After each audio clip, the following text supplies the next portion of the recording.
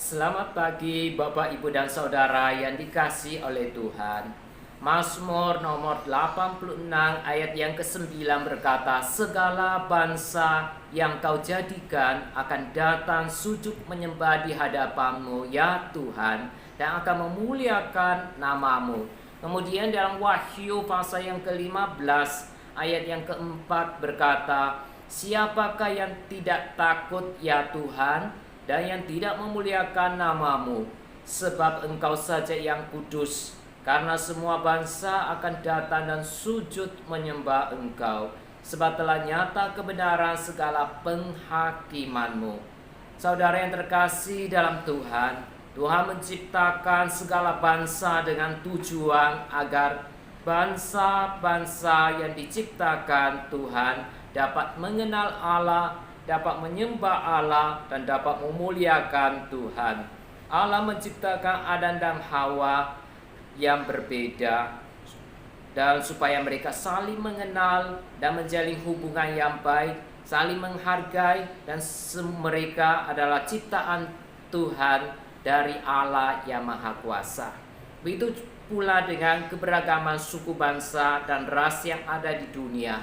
Menurut survei tahun 2010 dikatakan bahwa suku bangsa yang ada di dunia itu kurang lebih 16.000 suku. Sementara di Indonesia sendiri memiliki 1.340 suku bangsa dengan bahasa daerah yang begitu banyak. Saudara, keberagaman sendiri diibaratkan bagaikan sebuah orkestra musik di mana terdapat berbagai macam alat instrumen musik yang berbeda.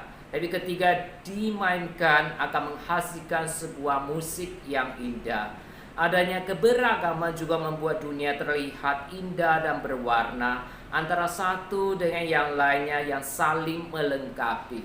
Keberagaman membuat kita menjadi satu ikatan dan satu kesatuan. Tanpa adanya keberagaman tidak akan terjalin sebuah persatuan dan kesatuan sejati dalam bangsa dan kelompok tersebut.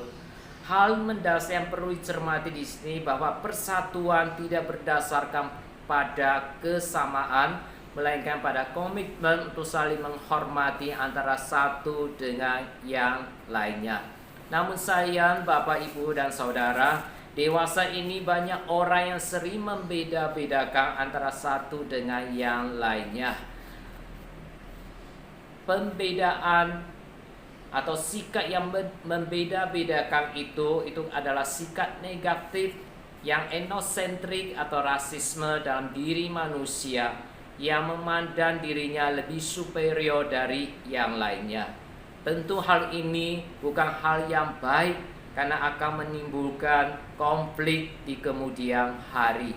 Saudara, walaupun kita diciptakan berbeda ras, suku, dan bangsa, kita memiliki satu tujuan untuk hidup menyembah kepada Allah, untuk hidup mengenal Allah, dan untuk hidup memuliakan Tuhan.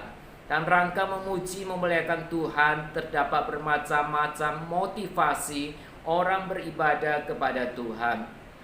Tetapi kebanyakan dari mereka yang beribadah kepada Tuhan adalah supaya hidup mereka diberkati oleh Tuhan dan jalan hidup mereka dapat selalu lancar. Tentu ini bukan motivasi yang benar ketika kita menyembah beribadah kepada Tuhan. Memang tidak salah datang kepada Tuhan, memohon pertolongan dan petunjuk Tuhan. Tetapi jangan memanfaatkan Tuhan atau datang kepada Tuhan hanya kalau kita membutuhkan pertolongannya. Jangan terus-menerus memperlakukan Tuhan sebagai ban serep, yaitu sikap yang cenderung memanfaatkan Tuhan, di mana kita datang kepada Tuhan hanya kalau kita merasa sudah tidak mampu mengatasi persoalan hidup kita dan waktu kita membutuhkan pertolongan Tuhan, baru kita datang. Sikap hati yang benar adalah menjadikan Tuhan sebagai pusat kehidupan, menjadikan Tuhan sebagai sumber kehidupan yang utama dan pertama. Jadi kita datang dan menyembah Tuhan bukan semata-mata didorong oleh kebutuhan jasmani, Tapi karena memang kita mengasihi Tuhan, kita merindukan Tuhan, dan kita membutuhkan Tuhan sebagai pemimpin dan pemilik kehidupan, maka kita datang untuk menyembah kepada Tuhan.